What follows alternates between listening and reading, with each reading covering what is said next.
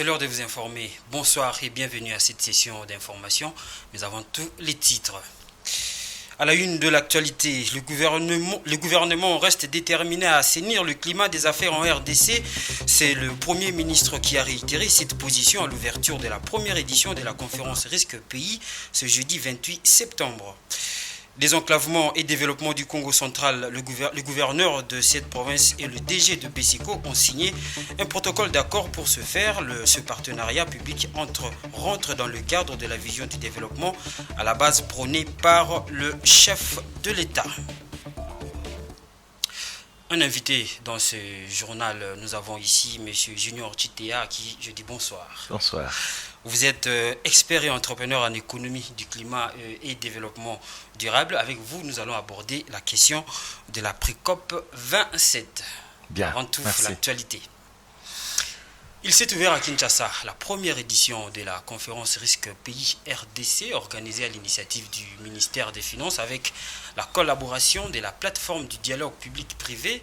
Le Premier ministre Samalou Konde, qui a ouvert les travaux, a réitéré devant les acteurs du secteur privé la détermination de son gouvernement à assainir le climat des affaires. Voldi Kengi. L'objectif principal de cette conférence, qui connaît la participation de plusieurs personnalités du monde politique, économique et de la société civile, est de donner une perspective de l'interprétation des risques du pays. Elle aborde des problématiques soulevées dans le tout premier rapport risque pays de la République démocratique du Congo. Notons que le risque pays constitue l'ensemble de facteurs internes et externes susceptibles d'impacter l'activité économique, politique et sociale d'un pays. Le Premier ministre qui a lancé les travaux a rappelé les efforts de l'exécutif national en cours pour l'amélioration du climat des affaires. Cette banque maintient. Le gouvernement s'emploie à créer toutes les conditions favorables d'attractivité du pays, notamment pour des investissements privés. C'est pourquoi le chef de l'État et moi-même avons fait de l'amélioration du climat des affaires une grande priorité de notre gouvernement. Les réformes concrètes en faveur des entreprises ont été conduites, comme la suppression de plusieurs taxes sur le commerce extérieur, qui doivent absolument s'appliquer. La RDC a obtenu une notation globale de 5,1 dans le premier rapport, ce qui constitue un résultat satisfaisant, même si beaucoup reste à faire en cette matière. Le ministre de Finances Nicolas Kazadi a salué les conclusions de Bloomfield tout en rapportant de remarques importantes sur les performances et les réformes en cours de réalisation au pays. Il a aussi souligné la détermination du gouvernement à tout mettre en œuvre pour améliorer sensiblement la situation. Après la cérémonie d'ouverture, place était aux participants pour de travaux en panel sur des thématiques basées notamment sur les performances économiques de la RDC et les climats des affaires. Les questions liées à la sécurité intérieure et extérieure, l'environnement social et la transition écologique en RDC sont également au centre de cette première conférence Risque Pays RDC. Parlons à présent environnement. Après les travaux avec les scientifiques à Yangambi, la RDC se prépare pour accueillir les travaux de la pré-COP 27 qui se tiendront à partir du 5 octobre prochain.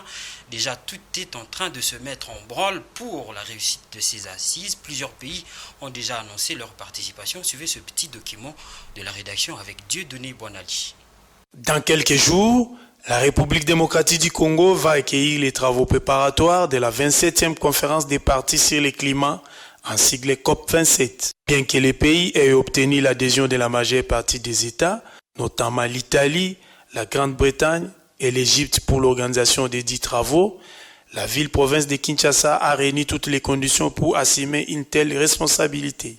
À une semaine de ces assises, le décor est déjà planté et le gouvernement Samalou Konde ne lésine pas les moyens afin de recevoir les convives dans les conditions les meilleures. Notons enfin que l'Italie qui a organisé les travaux préparatoires de la COP 26, la Grande-Bretagne, organisatrice de cette COP 26, et enfin l'Égypte elle-même, sont aussi associés à ces travaux préparatoires qui vont se tenir en RDC, pays solution au changement climatique mondial. Voilà, comme annoncé dans l'entame de ce journal, nous avons ici comme invité M. Junior Chitea, expert et entrepreneur en économie du climat et du développement durable. Rebonsoir M. Junior Chitea. Rebonsoir et bonsoir à nos On téléspectateurs. va aller un peu directement aux besoins. Quel est l'enjeu de ce pré-COP 27 et pourquoi le choix de la RDC? On parle de Yangambi pour la partie scientifique et Kinshasa pour la partie ministérielle. Alors, il faut comprendre que d'abord, c'est quoi la COP? C'est un processus de négociation internationale initié depuis 30 ans maintenant, qui permet à ce que les pays, qui sont les parties à la Convention cadre des Nations Unies sur les changements climatiques, discutent ensemble de comment il faut adresser le défi du changement climatique, qui est un défi global avec des conséquences des origines historiques, mais des conséquences immédiates sur diverses communautés. Donc la pré-COP, en fait, c'est comme une réunion technique qui permet de réunir des ministres des pays partis, ainsi que leurs experts, afin d'affiner l'agenda des négociations proprement dites qui sont celles de la COP. Donc voilà, l'année passée c'était l'Italie. Oui, cette année il y a la RDC qui a repris le flambeau. Effectivement, quand la démarche d'organisation de la COP avait été initiée en 2018, l'idéal c'était d'organiser la COP. Mais comme vous savez, c'est quand même des événements qui nécessitent énormément d'infrastructures. Et donc, finalement, la RDC a fait un grand lobby, ça n'a pas été facile, pour pouvoir organiser la session ministérielle. Alors, ce qui est très avantageux, c'est que la session ministérielle s'est d'abord déroulée avec une phase scientifique. Alors, il faut dire que moi, je ne suis pas un acteur public, mais je suis suffisamment informé de la question. Et il faut savoir que la phase scientifique avait simplement pour objectif de parler d'une évidence. Nous sommes des pays forestiers. La priorité de la lutte climatique aujourd'hui, c'est préserver notamment les forêts tropicales. Comment ces forêts, dont nous sommes seuls qui possédons le bassin du Congo notamment, possèdent la plus jeune forêt tropicale du monde, et nous, la RDC, nous avons 67% de cette forêt. Avec les autres bassins forestiers, comment devrait-on faire avancer l'agenda climatique global? Donc c'était ça le but de la session des Yangambi, pour que la question de la forêt soit au centre de la poursuite des négociations. Parce qu'il faut souligner que l'un des deux objectifs majeurs de la COP 26, c'était d'abord l'ambition des pays. Les pays devaient venir avec des engagements concrets pour réduire la courbe du réchauffement de la planète. Mais il y a eu une résolution majeure signée par plus de 100 décideurs mondiaux des principaux pays forestiers de stopper et inverser la déforestation d'ici 2030. Donc le véritable enjeu d'organiser cette pré-COP en RDC et dont une session scientifique à Yangambi, qui est, nous le savons tous, le berceau de la recherche scientifique en Afrique centrale, était un enjeu important pour que la question de la préservation des forêts tropicales soit au cœur de celles qu'on appelle les solutions à l'urgence climatique. Ouais, vous avez essayé un peu de dire en ce qui concerne les objectifs de la COP 26, mais quels sont vraiment les objectifs poursuivis en organisant ces pré-COP ici en République démocratique du Congo? Bon, quels sont les objectifs de cette pré-COP et les attentes des participants, bien évidemment? Très bien. Alors, il faut savoir que les participants, ce sont des pays partis aux négociations.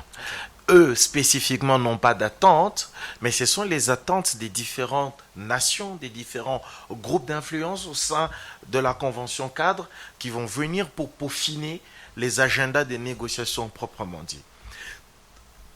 Alors, l'organisation de la session en RDC, une COP africaine, où l'enjeu de la préservation des forêts est au centre de l'action climatique, où un des piliers de l'engagement du gouvernement Sama était de ramener la RDC sur le premier rang de l'échiquier de la diplomatie, notamment environnementale.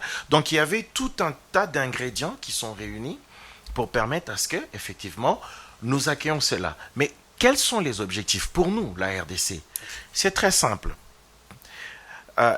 Notez que l'Afrique est le continent le plus impacté par le changement climatique. Et nous, la RDC en particulier, nous nous classons au 5e rang des pays les plus vulnérables. Mais de l'autre côté, nous nous retrouvons comme étant un pays qui détenons les plus importantes ressources, aussi bien hydrauliques, forestières et minérales liées à la solution climatique. D'où le mot pays solution. Mais non, comment nous pouvons détenir autant d'atouts, mais en même temps nous retrouver dans cette situation d'une population extrêmement pauvre, des difficultés d'accéder à des financements, en même temps nous avons la vulnérabilité, en même temps nous avons les solutions de transition écologique. Comment tout ça pouvons-nous en parler et à haute voix? C'est comme ça que le gouvernement, et chapeau bas à son Excellence Madame la vice-première ministre à l'environnement et développement durable pour l'effort fourni, afin que, en accueillant ces assises ici à Kinshasa, ici en RDC, d'abord la voix des bassins forestiers puisse porter fort, ensuite la voix de la RDC, qu'elle puisse être entendue comme un pays qui doit être acteur majeur de la mise en place des solutions climatiques globales. Monsieur Junior, on parle de l'atténuation, adaptation, finance et collaboration, qui sont les 4 maîtres mots de la pré-COP 27. Pratiquement, comment cela va se concrétiser au moment où il y a vraiment, surtout au niveau des financements sur le plan climatique, de l'injustice et de la sélectivité qui se constate. Comment est-ce que cela va se concrétiser? Alors, je répète encore, la pré-COP n'est pas une thématique spécifique. Okay. La pré-COP est une session ministérielle qui prépare le grand agenda des négociations. Alors, quels sont les agendas des négociations de la COP 27? Les agendas, effectivement, de la négociation de la COP 27, qui est d'abord une COP africaine. Pour nous, les Africains, c'est une question d'adaptation. Parce que nous sommes déjà impactés. Peut-être que les gens ne savent pas à quel point nous sommes impactés. Mais je veux vous donner juste un indicateur simple. Les engagements que les pays ont pris visent à réduire les émissions globales à un réchauffement maximum de 1,5 degré. Là, nous sommes déjà à 1,1 degré. Mais notez que selon les études, une fois que nous atteignons le 1,5, de toute façon, nous savons que la trajectoire actuelle, si on continue comme ça, nous sommes à presque 3 degrés de hausse. Mais si nous respectons les engagements, nous allons nous trouver dans un cas de figure où la moitié des endroits où on peut faire les 3 principaux céréales africains, qui sont le maïs, le sorgho et les millets, ne sera plus possible d'être fait. Donc, le véritable enjeu, c'est comment nous nous adaptons. Parce que le changement est déjà là. Comment on s'adapte? Aujourd'hui, on le voit par exemple, à Kinshasa, le mois de septembre vient de se terminer, il n'y a pas de pluie. Alors que nous savons tous que normalement, au 15 septembre, les gens auraient dû commencer déjà à s'aimer, ainsi de suite. Donc il faut s'adapter. Pour s'adapter, nous, les pays africains, nous, les pays fortement exposés, nous avons besoin des moyens. Aussi. Oui, ça, on va y arriver. Nous avons besoin des moyens. Mais ces moyens doivent venir d'où? Il viendrait de cet accord global qui a été signé, qui est l'accord de Paris, qui engage les partis, pour ceux qui ont des moyens, parce que c'est à cause d'eux que nous sommes dans cette situation, de soutenir ceux qui sont en train d'y faire face. Donc l'adaptation au changement climatique est une priorité pour l'Afrique, qui est l'hôte de cet agenda. Mais le problème du changement climatique, comme je viens de vous le dire, c'est que déjà il faut régler les problèmes du passé, tout en anticipant cet avenir. Nous sommes à une trajectoire de plus de 2,7 degrés de hausse, si nous continuons comme ça. Donc il faut également arriver à pousser pour que les économies mondiales puissent se décarboner. 3e agenda, donc, nous parlons de la question de la finance. Que ce soit pour l'atténuation, que ce soit pour l'adaptation, qui va payer la note? Enfin, il y a un élément très important, c'est ce qu'on appelle les pertes et dommages. Nous le remarquons aujourd'hui, on l'a vu au Pakistan, avec les impacts climatiques qui se retrouvent avec 90% des récoltes sous l'eau. Qui va payer? Nous venons de le voir au Nigeria avec plus de 300 morts, toutes les récoltes. Qui paye? Parce qu'à la fin, le changement climatique a une histoire. Donc il y a lieu de conduire ces négociations. Alors il faut que les gens comprennent bien que la question des négociations, c'est une question d'intérêt politique, géopolitique et économique. Et donc, lorsque vous allez là-bas, vous devez y aller avec une offre et une demande. Parce qu'il est impossible d'aller dans un dialogue ça dépend de chaque nation. Normalement, c'est soit des nations, soit des groupes. Par exemple, nous sommes classés dans une série de groupes, le groupe Afrique, le groupe des pays les moins avancés, la Rainforest Alliance. Il y a plusieurs groupes de négociations. Maintenant, ces groupes de négociation ont des agendas qui doivent faire passer. Et donc, le véritable enjeu, c'est celui-là. Pour nous, c'est que notre voix, qui est celle de donner aux pays africains le moyen de vivre avec ces changements qui n'ont pas provoqué, c'est une priorité. Mais ça fait l'objet des négociations, justement. Et il est l'occasion de dire que l'enjeu du changement climatique, c'est un enjeu économique. D'abord, avant d'être un enjeu écologique. Donc, la véritable réflexion qu'il faut mettre en place, c'est quelles sont les offres et les demandes économiques que l'on formule pour pouvoir adresser nos priorités, qui sont tout simplement la pauvreté et la faim. C'est ça nos priorités. Et malheureusement, notre pauvreté et notre faim vont encore s'exacerber avec les impacts climatiques. Donc, c'est tout cela que la RDC a l'opportunité de faire valoir. Les agendas en parlent. En fait, il y a quand même les 4 thèmes qui sont discutés. Donc, la question de l'adaptation, la question de l'atténuation, la question de la finance et de l'inclusion financière à la finance climatique, enfin la question des pertes et dommages. On va poursuivre avec vous, mais nous poursuivons d'abord avec l'actualité. Je vous garde d'abord pour le moment.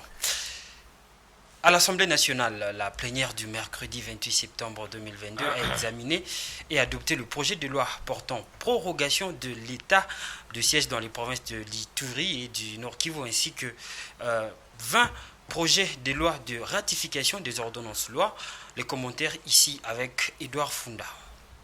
Article par article, pour le projet de loi portant prorogation de l'état de siège, le vote nominal a été requis. Cependant, avant le vote, plusieurs députés ont souhaité que la prochaine prorogation fasse objet d'un éclairage et recommandation de la Commission défense et sécurité sur l'opportunité ou non de cette mesure d'exception. D'autres encore ont déploré les faiblesses ainsi que les dysfonctionnements observés dans l'appareil de sécurité du pays. Une frange a appelé le chef de l'État à écouter l'opinion qui ne trouve pas son compte dans cette mesure d'exception, laquelle n'a pas permis d'atteindre les objectifs. À la place, cette opinion réclame plutôt un état d'urgence, car à ses yeux, cette mesure serait mieux indiquée afin de restaurer l'autorité politico-administrative, civile et laisser les militaires s'occuper des opérations militaires. D'autre part, les 20 projets de loi portant ratification des ordonnances loi prises par le chef de l'État durant la période d'habilitation ont été adoptés in globo. Au nombre de ces lois figure notamment le projet de loi relative à la ratification de l'ordonnance loi numéro 22/016 du 27 juillet 2022 portant autorisation et ratification de l'accord de coopération technique et économique dans le domaine des investissements d'infrastructures entre la RDC et l'État du Qatar. Le projet de loi portant ratification de l'ordonnance loi numéro 22/017 du 27 juillet 2022 autorisant la ratification de la convention en vue d'éviter la double imposition afin d'éviter la fraude et l'évasion fiscale en matière d'impôts. Projet de loi portant ratification de l'ordonnance loi numéro 22/019 du 28 juillet 2022 portant programmation militaire 22-25. À cette plénière, la délégation gouvernementale était composée de 4 ministres, à savoir Eustache Mouanzi, ministre d'État, ministre des PME, chef de délégation Désiré Casimir et Bérande Kolongele, ministre du numérique, Gilbert Kabanda, ministre de la Défense, Anne-Marie Karoumé, ministre chargée des relations avec le Parlement. Parlons à présent de l'enseignement supérieur et universitaire au cours d'un échange qu'il y a eu avec les représentants des étudiants du Congo REC hier, mercredi 28 septembre. Le ministre de l'enseignement supérieur et universitaire a rassuré la communauté estudiantine de la volonté du gouvernement à répondre urgemment aux revendications des professeurs afin de mettre fin à la grève d'Amani Mujinga. C'est dans un climat apaisé que ces pourparlers entre la représentation des étudiants du Congo et le ministre de l'Enseignement supérieur et universitaire ont eu lieu. Attentif aux explications lui données par son ministre des tutelles, la délégation estudiantine a avoué avoir pris acte des assurances reçues. Parmi ces exigences se trouve en prélude la volonté du gouvernement à répondre urgemment aux revendications des professeurs afin de mettre fin à la grève.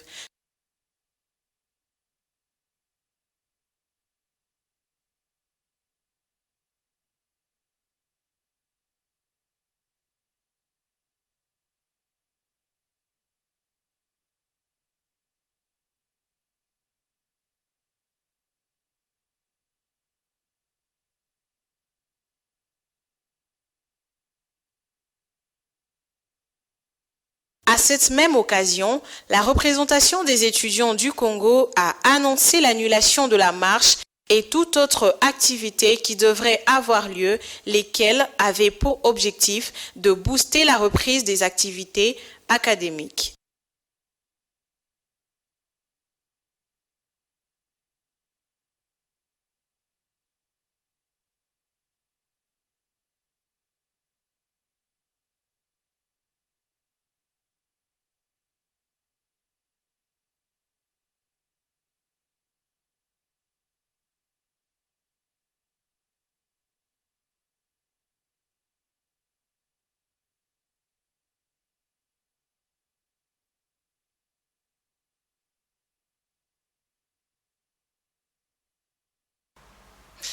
Dans la ville-province de Kinshasa, après l'incendie de Binza Météo ayant emporté des meubles dans des ateliers dont les images ont fait le tour de la toile, le gouverneur de la ville, Jontini Ngobila, a effectué une descente sur place. Plusieurs propositions ont été faites, notamment la construction d'une galerie moderne sur le même site calciné. Et nous qui sait pour le récit. Heures du mercredi 27 septembre en cours en Binza Météo dans la commune d'Ngalima ayant consumé près de 80 ateliers de meubles. Le chef de l'exécutif provincial de Kinshasa, Jontini Ngobila, s'est rendu au dit lieu d'abord pour s'imprégner des dégâts énormes causés par ces drames avant de recevoir des explications de la part de la police et des témoins ayant vécu le drame. Face à la presse, le premier citoyen de la ville s'est dit choqué par ces drames.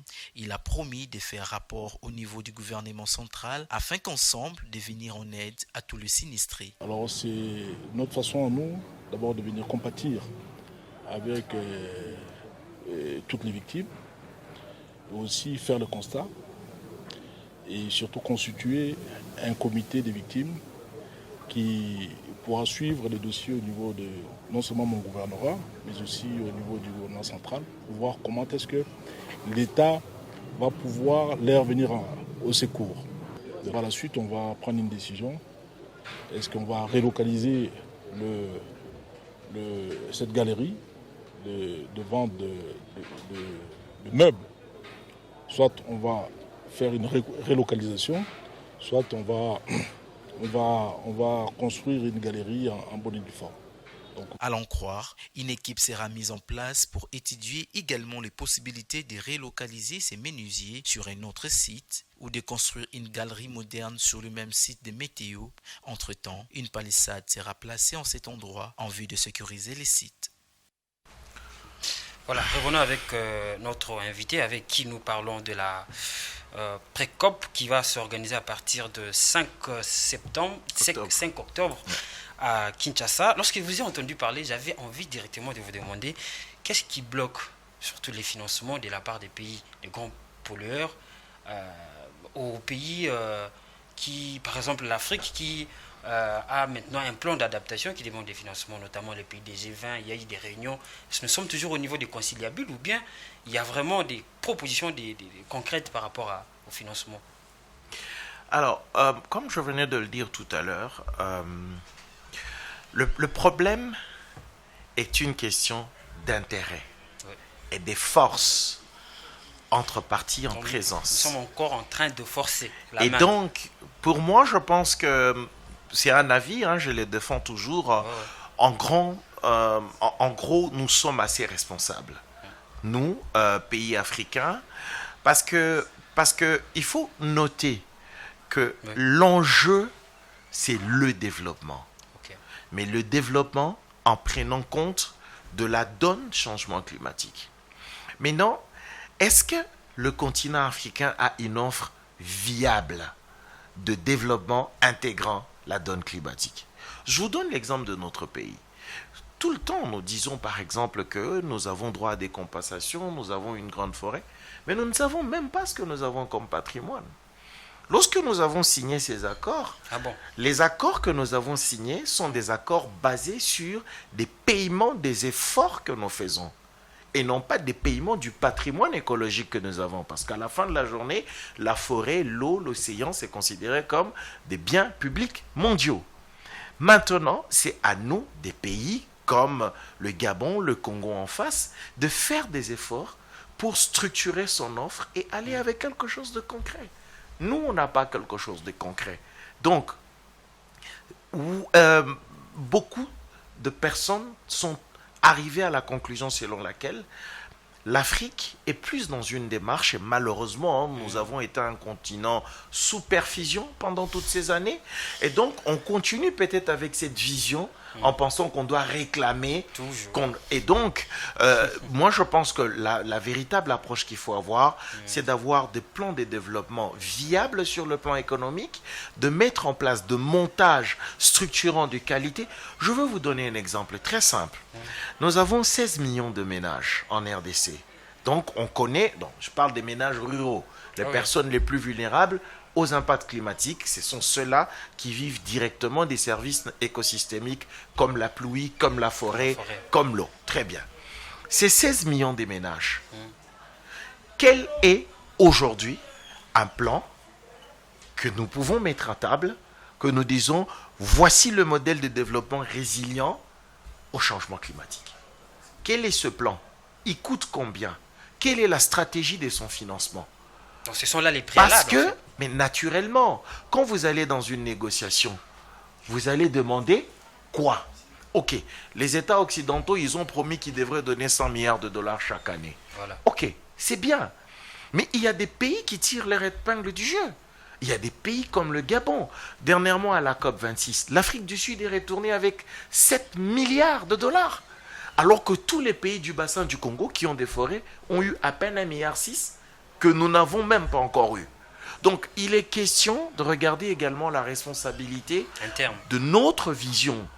Quels sont les plans de développement à l'échelle des provinces qui sont résilients au climat? Quels sont les plans de développement à l'échelle du pays? Quelle est l'infrastructure financière? Vous êtes certain qu'aujourd'hui, le gouvernement y met en place une politique d'investissement verte qui est basée, par exemple, sur des financements des secteurs comme l'agriculture, des financements des secteurs comme les infrastructures, mais qui sont des secteurs viables?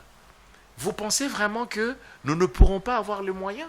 Donc moi, je pense que quelque part, les gens les disent, les COP, c'est toujours la même chose, on renégocie, on renégocie. Mais c'est comme tous les agendas globaux, la priorité, c'est arriver à amener la population à comprendre que nous sommes en danger, nous devons nous adapter. Junior, est-ce que vous avez un dernier mot, surtout pour les gens qui s'intéressent justement à ce secteur? Oui, le dernier mot, c'est que il est urgent que nous adoptions une gouvernance axée sur la réalité. La réalité, c'est que notre avenir est en péril. Donc, il est urgent que les populations, l'opinion publique, comprennent que les élections qui arrivent doivent avoir l'agenda climatique comme une priorité. Il faut que les secteurs privés comprennent que la plus grosse opportunité ou la plus grosse menace économique, c'est la question du changement climatique. Que les décideurs politiques comprennent que ce n'est pas un slogan, c'est une question de survie d'une nation. Et donc, le dernier mot, si je peux me le permettre, c'est de prendre conscience que le changement climatique, comme le disent les études, je vous donne un chiffre pour conclure, si on ne fait rien, cela va représenter 17 000 milliards de 17 000 milliards de pertes économiques annuelles à partir de 2025. Mais notez bien, si nous changeons de modèle économique, cela va représenter 26 000 milliards de dollars de gains économiques. Donc, le changement climatique, c'est beaucoup plus une opportunité de croissance économique qu'une opportunité Le choix est donc clair. Trouvons la direction vers la croissance verte inclusive. Merci, monsieur Junior Chitea. On a noté les chiffres et toutes les observations. Merci d'être passé chez Géopolis Télévision. C'est moi qui vous remercie. Merci beaucoup. Poursuivons avec l'actualité. Une nouvelle attente vient d'être scellée entre le BCECO et la province du Congo central le mercredi 28 septembre à Matadi. Le gouverneur de cette province, Guy Mbadou, et le directeur général de cet établissement public, Jean-Mabi Moulumba, ont signé un protocole d'accord qui vise le désenclavement et le développement du Congo central. Il faut donc souligner que ce protocole s'inscrit dans le cadre de la vision du chef de l'État de transformer les provinces de la RDC, Jojo Moulumba.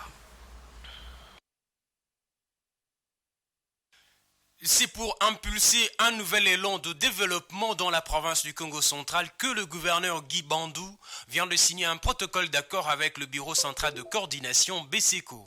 L'activité s'est tenue ce mercredi 28 septembre 2022 à son cabinet de travail à Matadi, chef-lieu de la province du Congo central. Pour réaliser cet objectif, il fallait trouver un partenaire expérimenté et outillé, d'où les choix du BCECO. Nous avons un programme ambitieux sur le développement de la province et pour cela, il fallait avoir un partenaire suffisamment expérimenté et outillé pour accompagner tous nos projets. Et bien évidemment, le choix s'est porté sur le BCECO comme partenaire pour pouvoir accompagner la province dans l'identification, mais aussi le suivi de tous les projets dans le cadre des investissements que la province entend réaliser. Ces protocoles d'accord qui prendra en compte plusieurs secteurs se feront en 2 étapes. La première consisterait à désenclaver la province par le route de dessert agricole et la deuxième visera à booster l'énergie pour la transformation de produits agricoles. Quant à la durée de travaux, elle dépendra du succès dans la réalisation de projets. La durée de ces protocoles justement dépendra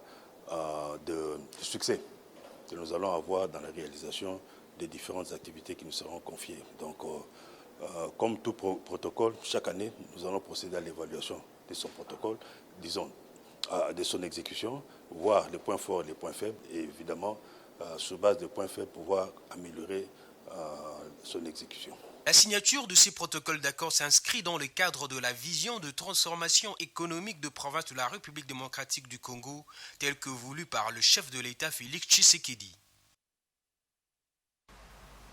On va parler maintenant infrastructure dans ce journal. La RDC et la Zambie implémentent un projet intégrateur de construction d'une route qui partira de Kasomeno en RDC à Mwenda en Zambie.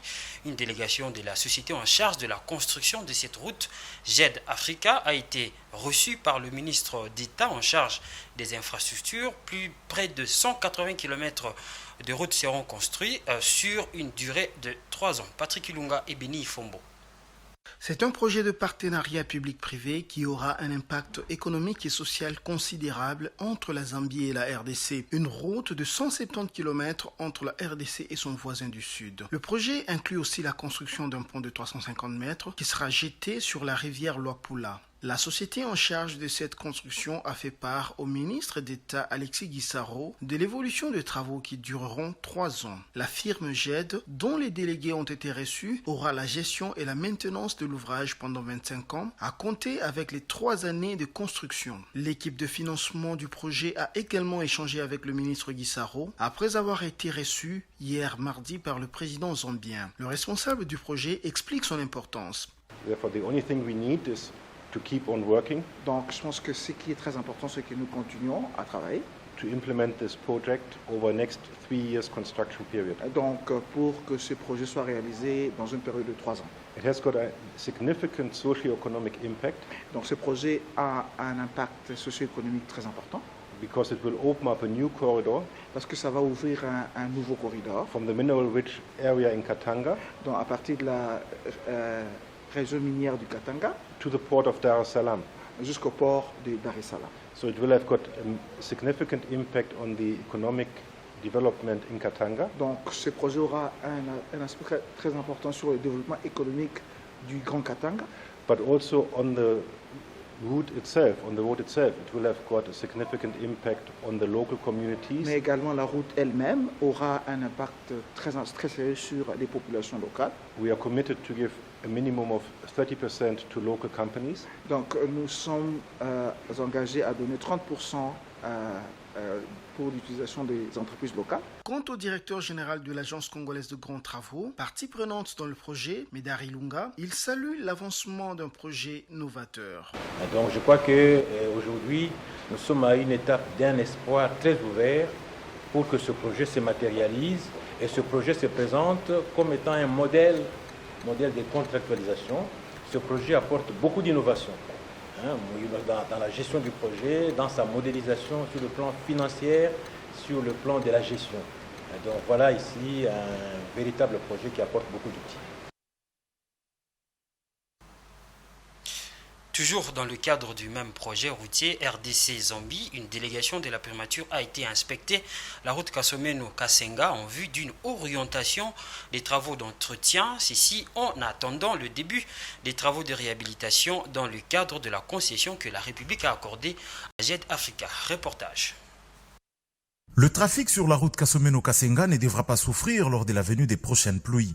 C'est avec ce leitmotiv que la délégation de la primature, amenée par le conseiller spécial Romulus Kisambe, s'est rendue le lundi 26 septembre dernier au contact de cette route en compagnie notamment de l'Agence congolaise des grands travaux, maître d'ouvrage délégué du ministère des ITP sur cette route concédée. Avant de s'engager sur la route, l'ingénieur Charles Médari Lunga a présenté à ses hôtes dans la salle de réunion de l'antenne provinciale de la CGT au Grand Katanga les étapes franchies par le projet depuis la signature de la concession en 2013. Les difficultés constatées au début ont laissé la place à un affinement du projet qui a mobilisé à ce jour, grâce à l'apport financier de Duna Asphalt, entreprise de droit hongrois, un montant de 210 millions de dollars américains sur les 250 dont le projet a besoin. C'est dire toute la maturité qu'a acquis ce projet. À cette étape, au gouvernorat de province du Haut-Katanga, lors d'un échange avec le chef de l'exécutif provincial et les élus provinciaux de Kasenga, le sujet a à nouveau été mis sur la table. Le souci qui anime l'assistance étant de trouver une solution pour l'entretien de cette route, comme ici exprimé par Romulus Kisambe.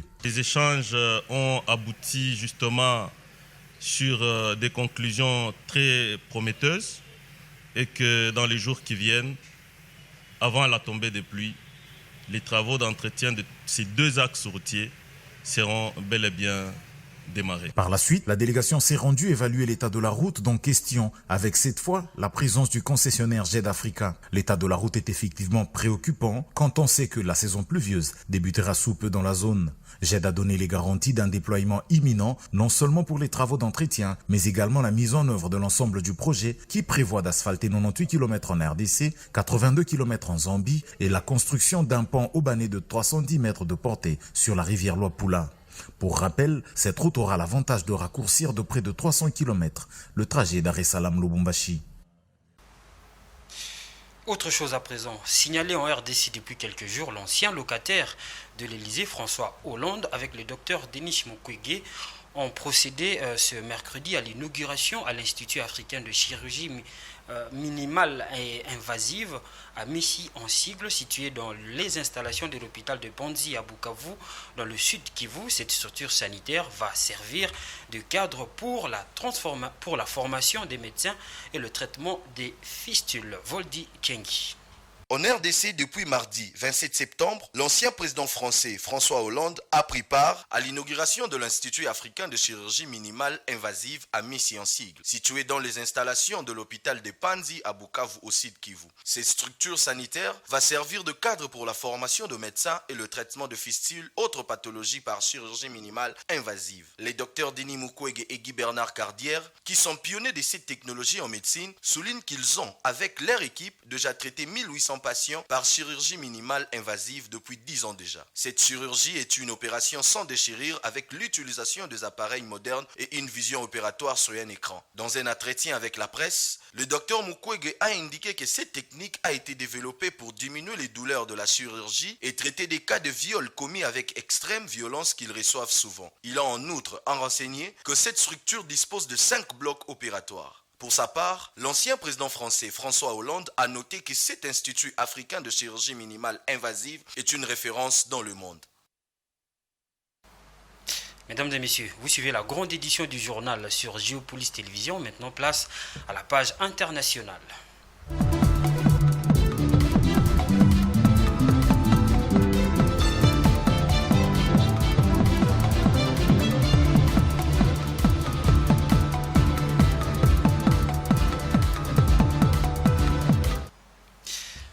Au cours de la troisième session de son comité de politique monétaire de l'année 2022, tenue le 26 septembre 2022 à Yaoundé, la capitale camerounaise, la BAC, la Banque des États de l'Afrique centrale, l'Institut Mission commun aux 6 États de la CEMAC a une nouvelle fois revu à la hausse 2 de ses principaux taux directeurs. Suivez nos amis d'Afrique 24.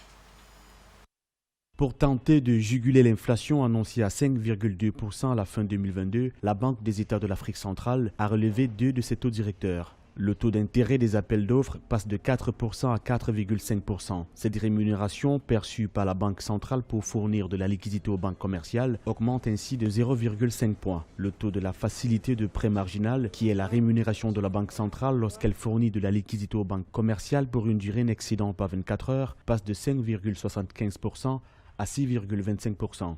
Si j'avais une nuance à donner, ce serait exhorter la même banque, par exemple, dans un horizon relativement bref, à baisser les coûts pour donner la possibilité aux industriels de pouvoir obtenir ces financements et implanter des lignes de production industrielle. Là, je suis en train d'indiquer une autre mesure de lutte contre l'inflation, mais cette mesure est purement économique. Ça s'appelle la production à l'échelle industrielle. Ce qui révèle une augmentation de 0,5 points également, c'est la deuxième augmentation de ces instruments par la BEAC depuis le début de l'année 2022, après celle survenue le 28 mars dernier. Grâce au relèvement de ces taux directeurs, la BEAC veut rendre le refinancement auprès de la Banque centrale plus coûteux pour les banques commerciales. La Banque centrale espère que cela va se répercuter sur le coût de crédit bancaire et restreindre son accès, ce qui devrait réduire la création monétaire dans l'espace CEMAC, souvent à l'origine de la hausse généralisée des prix que la BEAC entend ainsi combattre. En augmentant le coût de ces taux directeurs, cela va dissuader les banques commerciales à retourner auprès de la Banque centrale en refinancement et par voie de conséquence, au niveau le plus bas, on va donc se retrouver à un niveau de restriction de crédit. Si on restreint donc le crédit, la création monétaire donc qui donne le crédit, qui généralement est à l'origine, selon les monétaristes, est à l'origine de l'inflation, ne pourra plus donc être le cas, on pourra plus citer donc cette création monétaire comme source d'inflation. Selon les projections du comité de politique monétaire, ce taux d'inflation dans la zone CEMAC annoncé à 5,2% à la fin de l'année 2022, après 4,2% à la fin septembre 2022, affiche 2,2% de plus que le seuil de 3% admis par les critères de surveillance multilatérale de la CEMAC. Voilà, c'est sur cette note que nous mettons un terme à cette grande édition du journal, mais avant de nous quitter, les titres. Le gouvernement reste déterminé à assainir le climat des affaires en RDC. C'est le Premier ministre qui a réitéré cette position à l'ouverture de la première édition de la conférence Risque Pays ce jeudi 28 septembre. Et puis, désenclavement et développement du Congo central, le gouverneur de cette province et le DG de BESECO ont signé un protocole d'accord pour ce faire. Ce partenariat public rentre dans le cadre de la vision du développement à la base prônée par le chef de l'État. Ce journal est complètement terminé, mesdames et messieurs. Merci de l'avoir suivi. L'information est en continu sur www.geopolisemagazine.com.